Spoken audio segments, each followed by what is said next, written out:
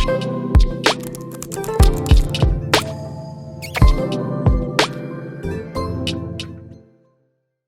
alaikum. How are you all? I hope that you have a very good day today. Today we will talk about structure of paragraphs.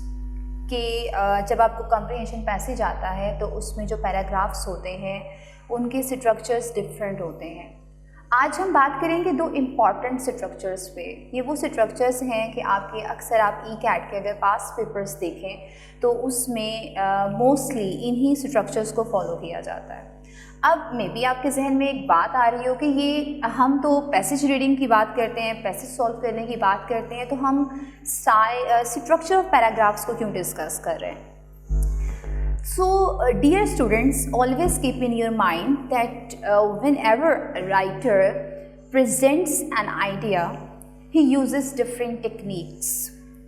और उस different ideas को present करने के लिए उसकी जो techniques होती हैं वो different होती हैं. जैसे यहाँ पर आपको मैं discuss करने जा रही हूँ आपके साथ parallel structure और complex structure. पैरेलल स्ट्रक्चर जो है जी आपका एक सिंपल स्ट्रक्चर होता है. First the writer creates an idea and supports that idea with other evidences and other examples. कि वो एक आइडिया जनरेट करता है और उस आइडिया को सपोर्ट करने के लिए डिफरेंट डिटेल्स देता है. ठीक है. So, इसकी डेफिनेशन पढ़ते हैं. The writer presents an idea that creates other ideas to support it. It is simple in nature and it is easy to tackle. कि एक तो इसकी नेचर बहुत सिंपल होती है. अगर आपको कोई ऐसे पैसेजेस आ जाते हैं जिनमें एक थॉट एक आइडिया को एक्सप्लेन करने के लिए डिफरेंट सिमिलर थॉट्स साथ उसके साथ लिंक अप कर दी जाती हैं, तो आपको MCQ सॉल्व करना भी आसान होता है और उसमें इतनी कॉम्प्लिकेशंस भी नहीं आती हैं. ठीक है. जैसे कि देखते हैं ये कॉम्प्रिहेंशन पैसेज, इसको मैं रीड करती हूँ, ज़रा देखिएगा कि क्या इसमें डिफरेंट आइडियाज़ दिए गए हैं या एक ही आइडिया इंट्रोड्यूस करवा के सपोर्टिंग डिटेल्स हैं. ठीक है. The hammer may be the oldest tool we have record of.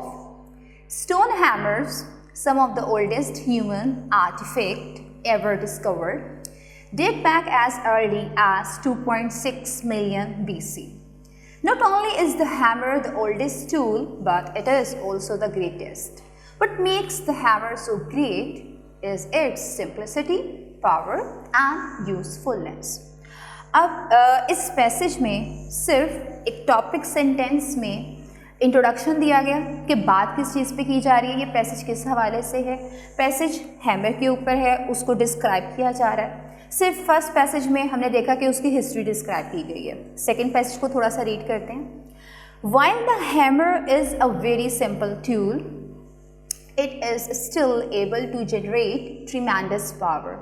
This power results from two factors: the weight of the head and the speed at which the hammer is swung. Every hammer, though some more than others, has a large distribution of weight at the head. When a hammer is swung, this weight pivots about the hand, which acts as fulcrum.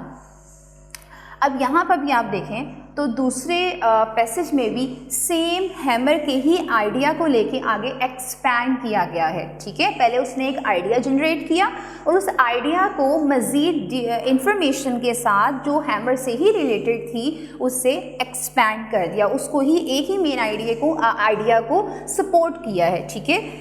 Third में भी देख लेते हैं. In addition to the hammer's great power, it also has an exceptionally wide range of useful applications. The purpose of the hammer to hit is a universal action that can accomplish many tasks. तो इसकी जिस तरह से अभी starting की 2 lines read की तो उसमें भी देखें जब वो कंक्लूड भी कर रहा है तो उसके जो कंक्लूजन है, जैसे उसके कंक्लूजन लाइन के अंदर जो हिंट दे रहा है कि to hit is a universal action, कि हैमर का एक यूनिवर्सल एक्शन है हिट करना। सो अगर हमने कुछ चंक्स देखे फर्स्ट सेकंड थर्ड पैसेज के, तो वो सेम आइडियाज़ के ऊपर बात कर रहे हैं, ठीक है। There is no shift from one idea to another idea, ठीक है, but there is supporting detail about the relevant main theme that was introduced in the very first line, ठीक है। सो ये इस तरह के पैसेजेस आपके पैरेलल आइडियाज़ के साथ होते हैं।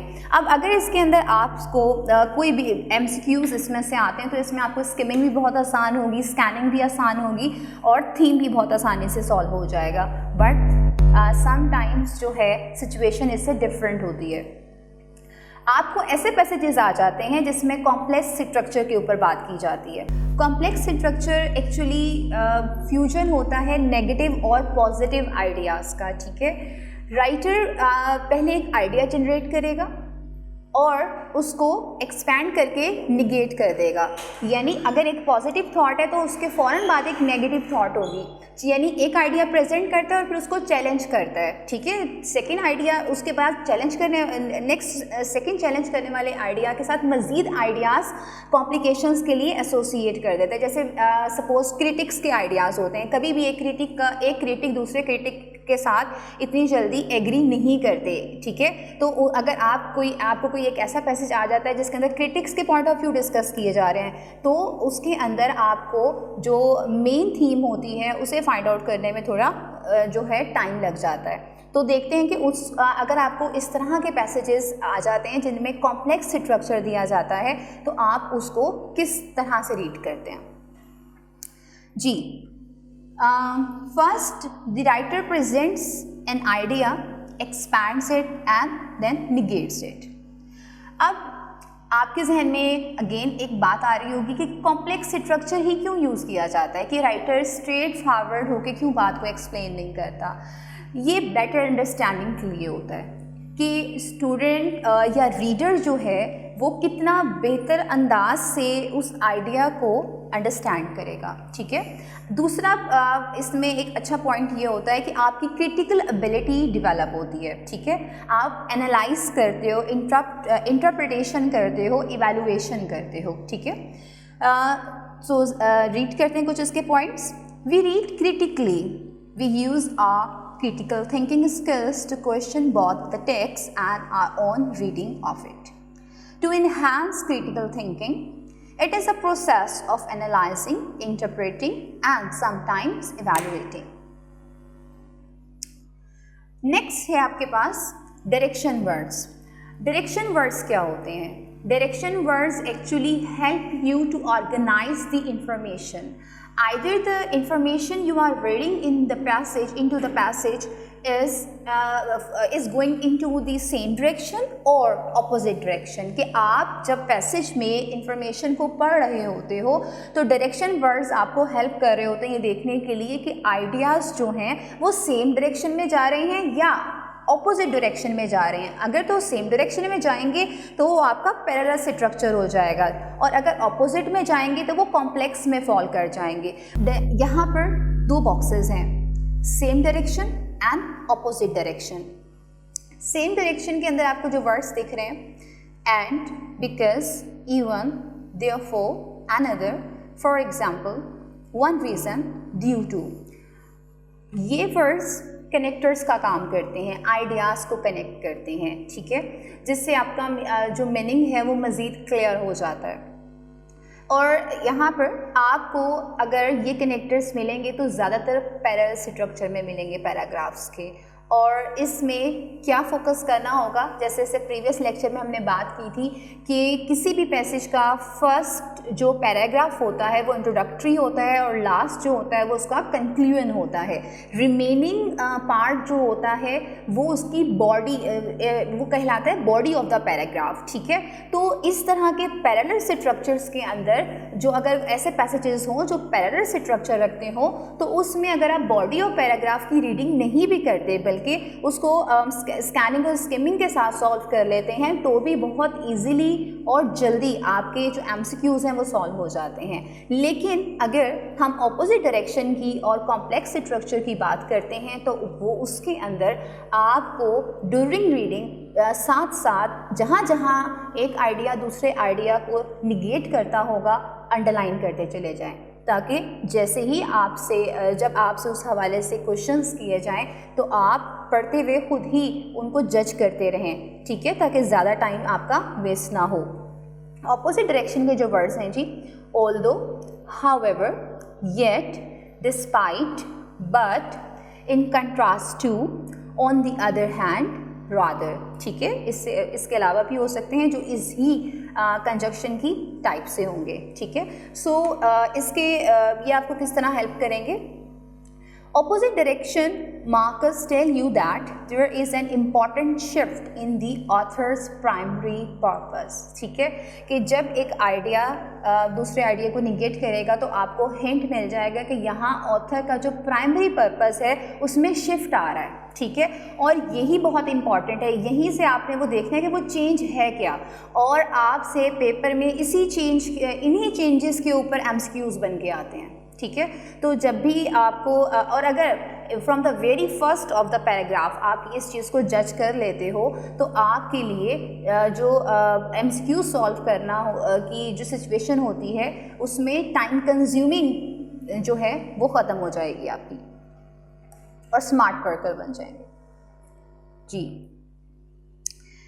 यहाँ पे देखिए ये कॉम्प्रिहेंशन पैसेज है जिसमें देखते हैं कि पैरेलल स्ट्रक्चर पे बात की जा रही है या कॉम्प्लेक्स स्ट्रक्चर पे बात की जा रही है।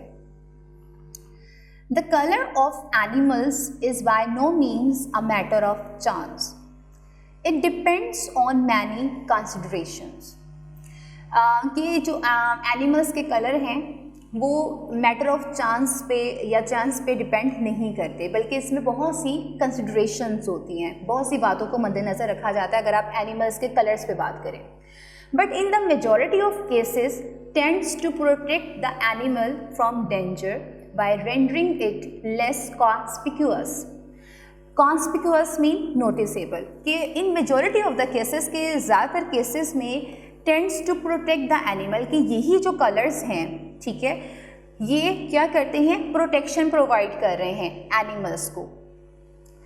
Perhaps it may be said, अब यहाँ पर क्या आ रहा है, अब यहाँ परहैप्स, अब यहाँ पे एक आइडिया उसने जनरेट किया और आगे जनरेट करने के बाद उसको डाउट में ले गया। परहैप्स मीन शायद। अब देखिए नेक्स्ट इस आइडिया को वो क्या कहना चाहेगा, और साथ में यहाँ पे क्योंकि चेंज आ रहा है उसे फ़ौरन से आप अंडरलाइन कर लोगे। Perhaps may be said that if coloring is mainly protective, there ought to be but few brightly colored animals, ठीक है। अब यहाँ पर वो कहता है कि perhaps it may be said that if coloring is mainly protective, कि शायद अगर ये कहा जाता है कि जो कलर्स हैं वो एनिमल्स को प्रोटेक्ट करते हैं, there ought to be तो होंगे but few brightly colored animals। अब यहाँ पर ग्रामेटिकल टर्म भी साथ में आ रही है, आपने पढ़ा है सेकेंड ईयर में few, आ फ्यू और दा फ्यू, इन तीनों में बहुत डिफरेंस है। और आप ध्यान से देखिएगा यहाँ पे इस लाइन में फ्यू ब्राइटली का वर्ड यूज़ होगा और नेक्स्ट में वो आ फ्यू यूज़ करेगा। तो ज़रा आपको बताती चलूँ ताकि आपको यहाँ मीनिंग क्लियर रहे। जब भी फ्यू यूज़ होगा तो फ्यू निगेशन में आता है, मीन्स कुछ चीज़ें, मगर ऐसी कुछ चीज़ें जिनका होना या ना होना बराबर होता है। आ फ्यू का मतलब होता है पॉजिटिविटी, मीन्स कुछ इतनी चीज़ें ज़रूर हैं, यानी कुछ इतना चंद इतनी चीज़ ज़रूर है कि आप उसे यूटिलाइज कर सकते हो, ठीक है। तो यहाँ पे उसने कहा देयर ऑट टू बी, हाँ कि कुछ ऐसे कलर्स हैं जो प्रोटेक्शन देते हैं, but few brightly coloured animals, इसका मतलब है फ्यू ब्राइटली कलर्स के ना होने के बराबर वो प्रोटेक्शन नहीं देंगे जिन एनिमल्स का कलर ब्राइट होगा, ठीक है। अब नेक्स्ट देखते हैं, देयर आर However, और यहाँ पे भी आगे खुद ही एक आइडिया दिया उसने कि कलर्स प्रोटेक्शन देते हैं और फिर साथ में ही ये भी कहता है कि जो ब्राइट कलर्स हैं वो प्रोटेक्शन आपको प्रोवाइड नहीं करेंगे। नेक्स्ट है जी, there are however not a few cases in which vivid colors are themselves protective, ठीक है। आगे a few cases, not a few cases in which vivid colours are themselves protective. वही same बात यहाँ पे डिस्कस कर रहे हैं कि हमारे पास आ फ्यू के कोई भी ऐसे जो हैं ब्राइट कलर के एनिमल्स के केसेस हैं ही नहीं जो अपने आप को प्रोटेक्शन दे सकें। द किंगफिशर इटसेल्फ दो सो ब्राइटली कलर्ड, किंगफिशर की बात करता है कि जो किंगफिशर है वो ब्राइट कलर का होता है। It by no means easy to see, जिसे आप by no means easy to see, लेकिन आप उसको देख नहीं सकते इतनी आसानी से। यानी अब यहाँ कि जो ब्राइट कलर्स होते हैं वो प्रोटेक्शन में हेल्प नहीं करेंगे, लेकिन नेक्स्ट लाइन में वो आपको एक ऐसे एग्जांपल दे रहा है कि किंगफिशर ब्राइट कलर का है और आप उसको आसानी से फिर भी नहीं देख सकते। क्यों नहीं देख सकते? द ब्लू, और यहाँ पे क्योंकि किंगफिशर के अंदर भी एक आपको डिफरेंट चीज़ बता रहा है तो इसे भी अंडरलाइन करेंगे। The blue harmonises with the water and the bird as it darts along the stream looks almost like a flash of sunlight. और क्यों जी कि फिश, वो कहता है कि यहाँ पे जो किंगफिशर है उसका कलर ब्लू होता है, अब पानी का कलर भी ब्लू होता है, तो वो कहता है कि यहाँ पे उससे प्रीवियस लाइन में हमने बात पढ़ी थी कि ब्राइट कलर्स जो होंगे वो एनिमल्स को प्रोटेक्शन नहीं दे पाएंगे। यहाँ पर आपको अगली सेंटेंस में उसी आइडिया को निगेट करने के लिए एक किंगफिशर की एग्जांपल दे दी। किंगफिशर का कलर ब्लू है, ब्राइट है, लेकिन कहता है वो फिर भी प्रोटेक्शन ले लेता है। The reason is that the kingfisher has the blue colour and he hides himself in blue colour of water, और वो अपने आप को पानी के ही रंग में क्या कर लेता है, छुपा लेता है जी। एंड द बर्ड, इसके साथ ही लास्ट लाइन देखें जी, the bird as it darts along the stream looks almost like a flash of sunlight जी। और इसके अलावा वो ये भी कहता है कि वो बर्ड्स जो कि डार्ट्स, एक और वर्ड यूज हुआ है जी वोकैबुलरी का नया, डार्ट्स। डार्ट्स का मतलब होता है to fly in a high speed with same direction, कि आप एक सेम डायरेक्शन में हाई स्पीड के साथ उड़ रहे होते हो। तो वो कहता है कि वो बर्ड्स भी जो कि सनलाइट में तेज़ी से एक ही डायरेक्शन में मूव करते हैं, वो भी उनका जो कलर होता है वो भी सनलाइट के अंदर डिसअपेयर हो जाता है, यानी उनको भी देखना जब वो तेज़ी से सनलाइट में मूव करते हैं तो हमें नज़र नहीं आते। अब ये देखें फर्स्ट पैसेज में हमारे पास 3 डिफरेंट बातें आ गई जी। Second paragraph, desert animals are generally the colour of the desert. अब सेकेंड पैसेज में वो बात करता है कि डेजर्ट के जो एनिमल्स होते हैं उनका कलर भी तकरीबन डेजर्ट जैसा ही होता है। Thus, for instance, the lion, the antelope, and the wild donkey are all sand-colored. Indeed, says Canon Tristram, in the desert, where neither trees, brushwood, nor even undulation of the surface afford the slightest protection to its foes, a modification of color assimilated to that of the surrounding country is absolutely necessary. अब यहाँ पर जो desserts के animal होते हैं उनका colour क्योंकि desert के कलर का होता है, और उसी बात को मज़ीद प्रूव करने के लिए वो यहाँ पे कैनन ट्रिस्ट्रम की एक का हाइपोथेसिस यहाँ पे ऐड करता है। वो कहते हैं कि इन द डेजर्ट के सहरा में where neither trees, brushwoods nor even undulation of the surface afford. अब यहाँ पे कहते हैं कि जो डेजर्ट होते हैं ना तो उनमें दरख्त होते हैं ज़्यादा, ब्रशवुड्स ना वहाँ इतनी झाड़ियाँ मिलेंगी, nor even the undulation of the surface, और ना ही वहाँ की जो अर्थ की सरफेस है उसमें इतनी ज़्यादा कलर में कोई चेंजेस होती हैं ना इतनी। So afford the slightest protection to his foes. तो वहाँ पे अगर कोई डेजर्ट में आता है जैसे जानवरों का शिकार करने के लिए या किसी चीज़ का, तो जो डेजर्ट है वो अपने उन दुश्मनों को प्रोटेक्ट नहीं कर पाता। A modification of color assimilated to that of the surrounding country is absolutely necessary. तो यहाँ पे कलर की मॉडिफिकेशन बहुत ज़रूरी है अगर आप प्रोटेक्शन चाहते हैं। Hence, without exception, the upper plumage of every bird, plumage means उसके जो feathers होते हैं, The upper plumage of every bird and also the fur of all the smaller mammals and the skin of all the snakes and lizards is of one uniform sand color. तो कहता है फिर इसका ये solution होना चाहिए कि वहाँ पे, और इसका सोल्यूशन है भी, कि वहाँ पर जो बर्ड्स हैं, वहाँ पे जो मैमल्स हैं, जो स्नेक्स हैं, जो लिजर्ड्स हैं, उन सब का कलर एक ही यूनिफॉर्मिटी में हो, यानी सैंड के कलर का हो, ताकि क्योंकि वहाँ पे कोई ट्रीज़ नहीं है, कोई वहाँ पे ब्रश वुड्स वगैरह नहीं है, तो अगर वहाँ के जो एनिमल्स हैं उनका कलर सेम डेजर्ट और सैंड के कलर का होगा तो उन्हें जो है उनको प्रोटेक्शन जल्दी मिल सकेगी और वो हमें आसानी से शिकार करने के लिए नज़र नहीं आएंगे। जी थर्ड, अब यहाँ थर्ड को देखें ज़रा। The next point is the color of the mature caterpillars, some of which are brown. अब यहाँ पे वो कहते हैं कि कुछ mature caterpillars होते हैं जिनका कलर ब्राउन होता है। This probably makes the caterpillar even more conspicuous among the green leaves than would otherwise be the case. अब यहाँ पे वो कहते हैं कि जो mature caterpillars होते हैं, अभी इससे प्रीवियस पैसेज में सेकंड पैराग्राफ में अभी हम पढ़ के आ रहे थे कि वो कहते हैं कि अगर प्रोटेक्शन चाहिए डेजर्ट्स के एनिमल को, तो डेजर्ट के एनिमल्स को, तो उनका कलर उसी सैंड के कलर जैसा होना चाहिए।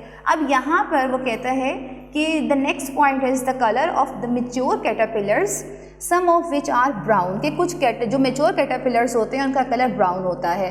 This probably makes the caterpillar even more conspicuous among the green leaves, और उसका यही ब्राउन कलर उसको ज़्यादा प्रोमिनेंट कर देता है ग्रीन लीव्स में then would otherwise be the case. Let us see then whether the habits of the insect will throw any light upon the riddle. अब यहाँ पर एक ट्विस्ट है। उसने कहा let us see then whether the habits of the insect will throw any light upon the riddle. Riddle हम क्या discuss करते आ रहे हैं? प्रोटेक्शन। पहले पैसेज में भी हमने अगर बात की डिफरेंट आइडियाज़ के साथ तो वो प्रोटेक्शन के ऊपर की, सेकंड पैसेज पे भी यही बात थी। अब थर्ड में भी वो प्रोटेक्शन की बात करते हैं। वो कहते हैं कि इस रिडल को हम देखते हैं इस अंदाज से कि क्या कलर्स के बजाय जो इंसेक्ट्स हैं उनकी हैबिट्स तो उनको हेल्प नहीं करती प्रोटेक्शन के अंदर। तो इस बात को हम, ये इम्पॉर्टेंट है, इसको हम फ़ौरन से अंडरलाइन कर लेंगे।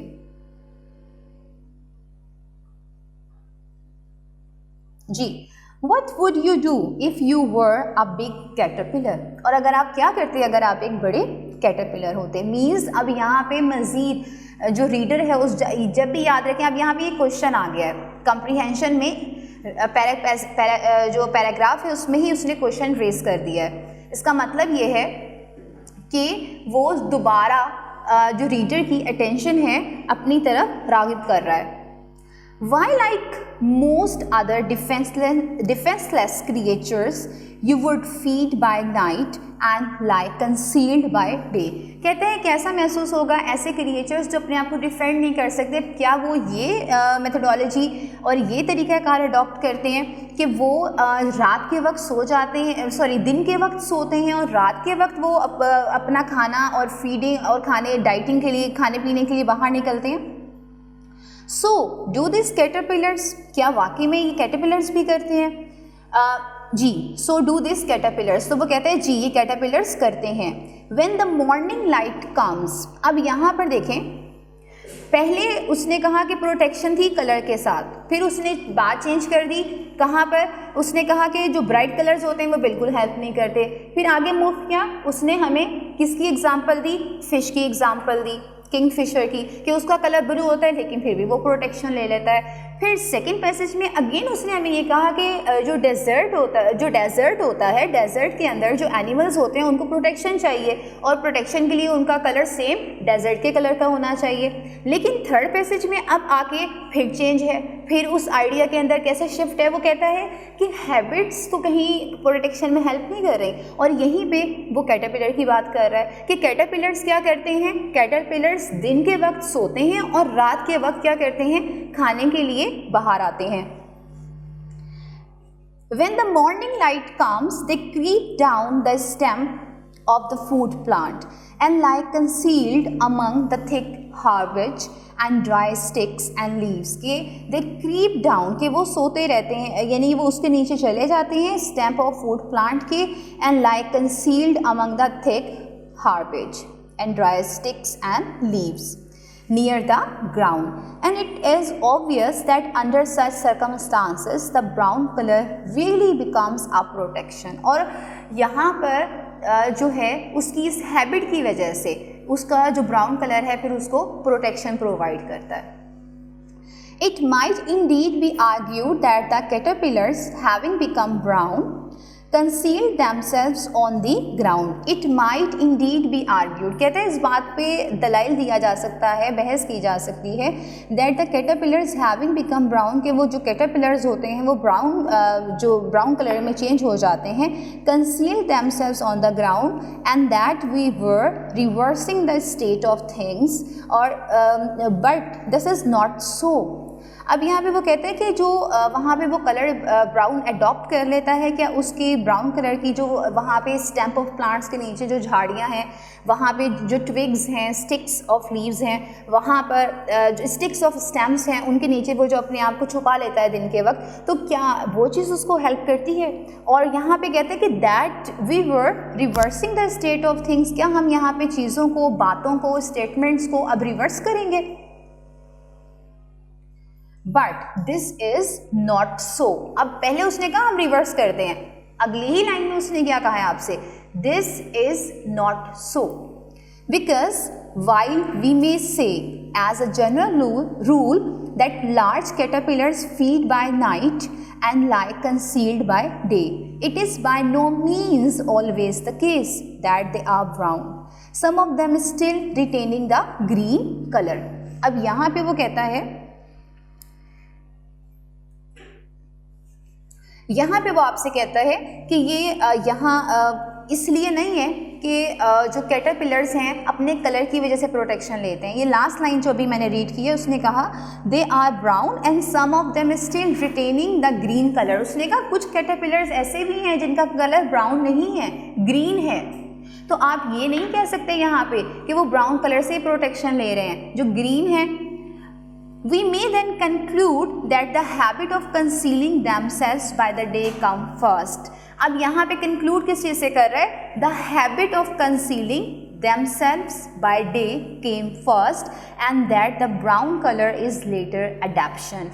इसका मतलब यहाँ पे ये हुआ कि एंड पे जाके पहले उसने खुद ही एक आइडिया जनरेट किया था कि कलर्स जो हैं प्रोटेक्शन प्रोवाइड करते हैं, ठीक है. और लास्ट लाइन में उसने क्या आपको कंक्लूजन दिया है कि उसके अकॉर्डिंग जो हैबिट्स हैं, जैसे ये कैटरपिलर्स हैं, जो इनकी हैबिट्स हैं वो और जो एनिमल्स हैं उनकी हैबिट्स पहले उन्हें हेल्प करती हैं और उनका जो कलर की बात है, कलर एडेप्शन की बात है, वो सेकंड प्रायोरिटी पे आता है. ठीक है जी. अब ज़रा एक और चीज़ देखते हैं. एक बात याद रखा करें कि पैसेज में जो first topic sentence idea introduce होता है ना, लास्ट लाइंस भी उससे रिलेट कर रही होती हैं.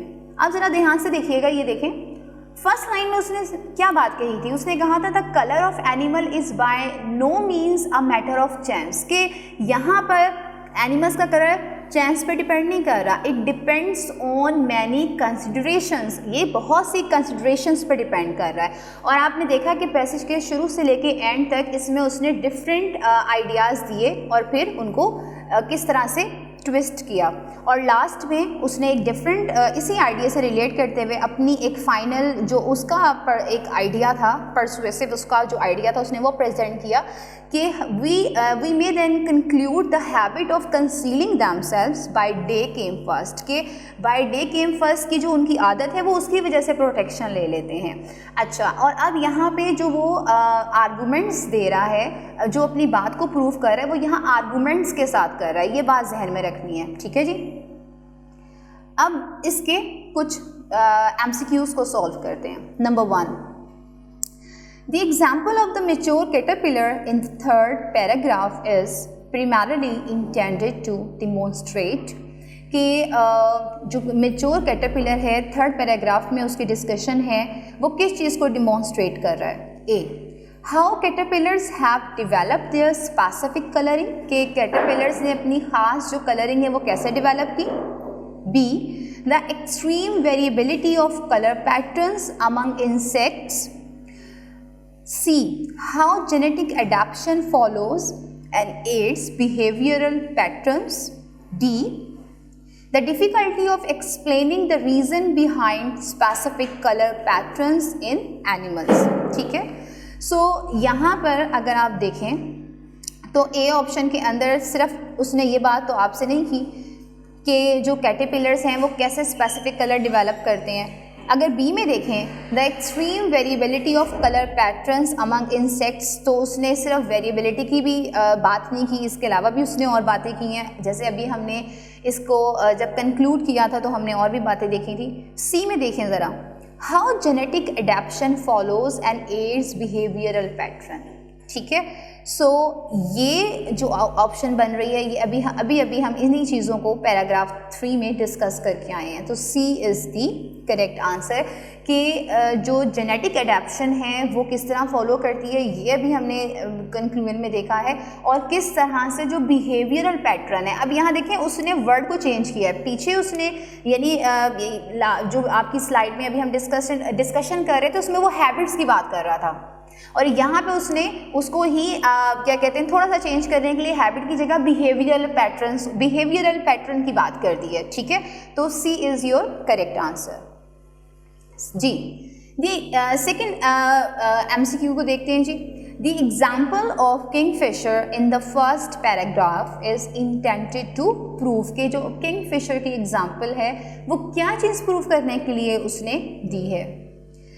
That the color of an animal is not always adapted to match the background color of its environment। ये पढ़ते ही पता चल रहा है कि गलत बात है कि वो कहते हैं कि जो एनिमल का कलर होता है इज़ नॉट ऑलवेज अडेप्टेड, कि वो किंगफिशर की एग्जांपल से आपको ये बताना चाह रहा था। नो, बल्कि हमने क्या पढ़ा था कि किंगफिशर जो है उसका जो कलर है और जो पानी का कलर है वो एक दूसरे को क्या कर रहा, एक दूसरे के साथ क्या होता है वो सेम होता है, मैच कर रहा होता है, जिसकी वजह से किंगफिशर अपना ब्राइट कलर होने के बावजूद जो है अपने आप को प्रोटेक्शन दे सकता है, छुपा सकता है। So B, that the color of an animal is always adapted to match the background color of its environment। कि जो किंगफिशर से आपको ये लगता है कि कलर जो है एनिमल का वो हमेशा जो है जो एनिमल्स हैं वो अडॉप्ट करते हैं ताकि अपने बैकग्राउंड के कलर से मैच कर सकें। और सी में देखें जी, that the color of an animal is in extraneous detail evolutionary speaking। D, that the color of an animal is statistically speaking most likely to be adapted to match the background color of its environment। ठीक है जी, अब यहाँ पे आपके पास सी और D मैंने read इसलिए किए कि जब भी बी में आपको आंसर क्लियर पता चल रहा है, ठीक है, लेकिन सी और डी इसलिए भी रीड किए कि हो सकता है कि मोस्ट नियर आंसर तो मौजूद नहीं है। So B is your correct answer. Next MCQs। What is the main idea of this passage? Animals inherit their coloration from their parents and pass on the same genes to their offspring. The color of an animal is not coincidental but is an adaptation developed over time to aid its survival. C, the coloring of animals changes widely over time and in different parts of the world. D, the coloring of mature caterpillars is very difficult to explain without considering the behavior patterns they exhibit। ठीक है जी, अब यहाँ पर वो आपसे main idea पूछ रहा है। अगर आप ए की बात करते हैं, ए ऑप्शन की, तो वो कहते हैं कि एनिमल्स इनहेरिट कर रहे हैं अपने कलर को पेरेंट्स से और फिर आगे उसी जीन्स को अपने ऑफस्प्रिंग्स तक पास कर देते हैं। अब आपने ये देखना होता है हमेशा मेन आइडिया के हवाले से कि जो ऑप्शन दी जा रही है कि वो पूरे पैसेज को कवर कर रही है या नहीं कर रही। अगर वो ऑप्शन आपके पैसेज के किसी सिर्फ एक पैराग्राफ को कवर कर रही है या उसके बारे में बता रही है तो इसका मतलब है कि वो आपके मेन आइडिया के हवाले से बिल्कुल नहीं है। मेन आइडिया आपका ऐसा होता है जो कि पूरे पैसेज में ही कहीं ना कहीं डायरेक्टली और इनडायरेक्टली आपको पढ़ के पता चल रहा होता है। ठीक है, बी देखते हैं, the colour of an animal is not coincidental, कि वो कहता है कि एनिमल्स का जो कलर है कोइंसिडेंटल नहीं होता। अब कोइंसिडेंटल का मतलब होता है बाय चांस नहीं होता, और ये शायद आपने बहुत पहले ही फर्स्ट लाइन में रीड किया था कि it is the colouring of animal is by no means about chances, ठीक है, कि चांसेस के हवाले से ये बिल्कुल नहीं होती, but is an adaptation developed over time to aids its survival, ठीक है जी। सी और डी भी देखते हैं, the colouring of animals changes widely over time and in different parts of the world. क्या हमने सिर्फ इस पैसेज में ये पढ़ा है कि जो एनिमल्स हैं उनके कलर चेंज होते रहते हैं वर्ल्ड वाइड में? बिल्कुल ऐसा नहीं है। D, the colouring of mature caterpillars is very difficult to explain without considering the behaviour pattern they exhibit. तो क्या यहाँ पे बिहेवियर पैटर्न सिर्फ कैटरपिलर का पड़ा है? कैटरपिलर की डिस्कशन तो सिर्फ लास्ट पैसेज में हुई थी, बाकी दो पैसेजेस में भी बात की थी। सो बी जो है ऑप्शन वो आपके पैसेज की ओवरऑल थीम को कवर कर रहा है।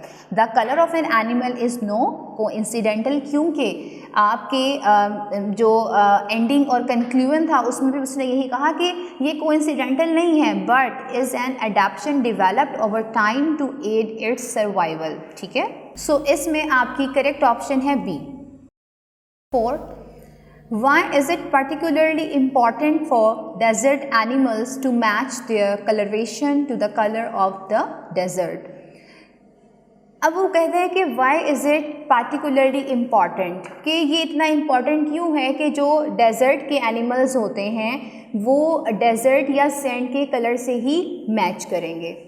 ए, because the barren and sparse environment of the desert ensures a lack of natural protection and cover।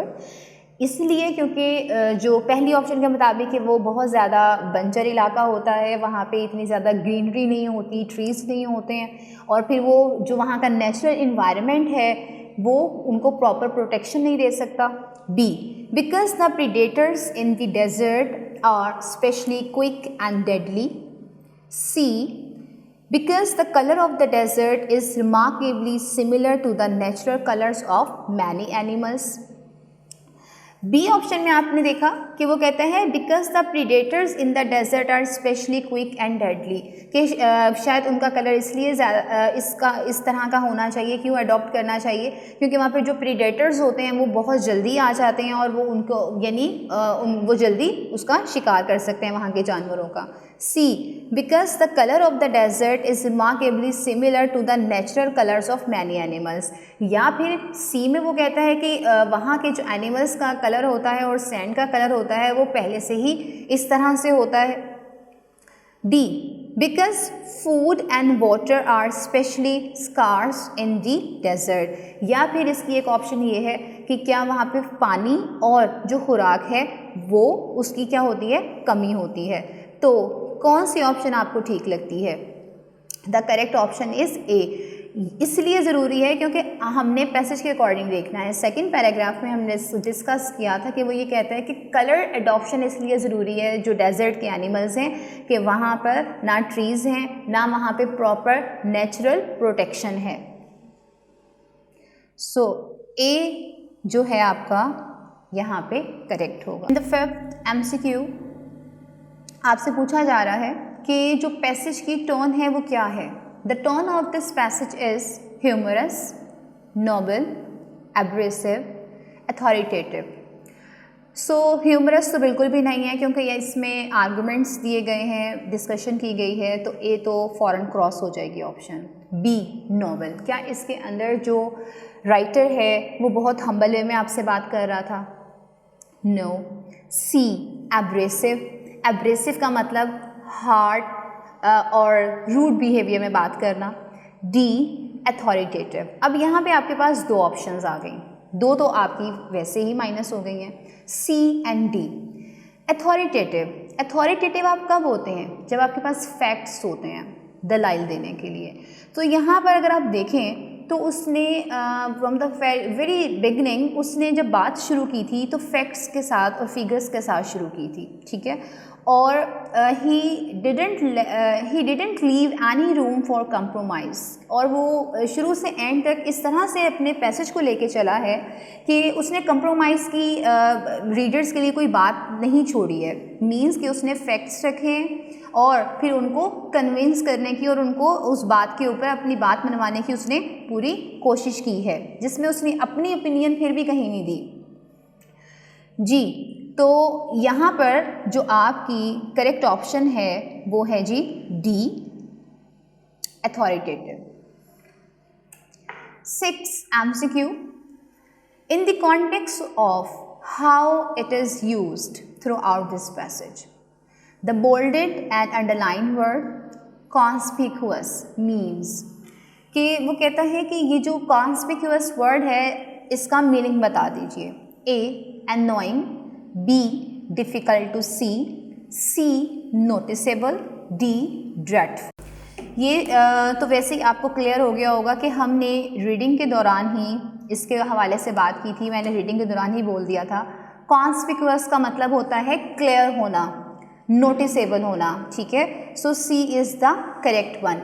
लेकिन इसमें ज़रा देखें कि कभी ऐसी सिचुएशन होती है आपको नहीं पता कॉन्स्पिक्यूअस का मतलब, तो कभी कभी देखा करें कि अगर वो वर्ड 2-3 बार रिपीट हो रहा है तो हो सकता है कि आपको दूसरे या उसके तीसरे वर्ड की रेपिटेशन में हिंट मिल जाए। जैसे कि यहाँ पर इसी पैसेज में कॉन्स्पिक्यूअस का हिंट मौजूद था, यानी अगर मैं आपको नोटिसेबल नहीं भी बताती तो आप थोड़ी सी तवज्जो देते, ध्यान देते। ये टेक्निक है कि अगर आपको वोकैबुलरी का वर्ड नहीं आ रहा तो ये देखें कि अगर वो ट्वाइस और थ्राइस यूज़ हो रहा है तो वो किस तरह से यूज़ हो रहा है, उन वर्ड्स को ब्रेक करें। ब्रेक करने के बाद उसकी ट्रांसलेशन करने की कोशिश करें। ये देखें ज़रा, अगर पैसेज की तरफ जाते हैं, यहाँ पर एक तो हमारी यहाँ पे डिस्कशन हुई थी फर्स्ट पैराग्राफ में कॉन्स्पिक्यूअस का, ये देखें ये मीनिंग या ये वर्ड यूज़ हुआ था। और अगर इसी को हम थर्ड पैराग्राफ में देखें तो यहाँ पे देखें थर्ड पैराग्राफ के फर्स्ट लाइन ये वाली, जिसको मैं रीड करती हूँ। The next point is the colour of mature caterpillars, some of which are brown. This probably makes caterpillar even more conspicuous among the green leaves। अब यहाँ पे आपको conspicuous का वर्ड दोबारा यूज़ होता हुआ नज़र आ रहा है, और अगर आपको मीनिंग नहीं भी पता होता तो आपको समझ में आ जाती। कैसे आ जाती? क्योंकि वो यहाँ पे आपसे क्या कहते हैं कि the next point is the colour of mature caterpillars, some of which are brown. के पहले उसने कहा उनका कलर ब्राउन है, और उसके बाद this probably makes the caterpillar even more conspicuous among the green leaves. के ग्रीन लीव्स के दरमियान में जो ब्राउन कलर के कैटरपिलर्स होंगे वो कॉन्स्पिक्यूअस हो जाएंगे। तो क्या कॉन्स्पिक्यूअस क्या हो जाएंगे? वो ज़्यादा प्रोमिनेंट होंगे, वो नज़र आएंगे। सो अगर कभी इस तरह की प्रॉब्लम हो कि आपको वर्ड वोकैबुलरी का समझ में नहीं आ रहा, एक तो उस ऐसे क्वेश्चन को ज़रा लास्ट पे रखा करें, क्योंकि ऐसा होता है कि बाज़ औक़ात स्टूडेंट्स को मीनिंग समझ में नहीं आ रहा होता या कोई जो MCQ प्रॉब्लम कर रहा होता है वो उसके साथ ही स्टिक हो जाते हैं और टाइम क्या होता है, वेस्ट होना शुरू हो जाता है। तो इस तरह से इस टेक्निक से अपने मीनिंग्स को फाइंड आउट करने की कोशिश किया करें। सो यहाँ पे आपकी करेक्ट ऑप्शन है जी सी। और इसके साथ ही हमारे लेक्चर का इख्तिताम होता है। उम्मीद है कि आपको आज का लेक्चर समझ आया होगा। Take care of yourself. अल्लाह हाफिज़।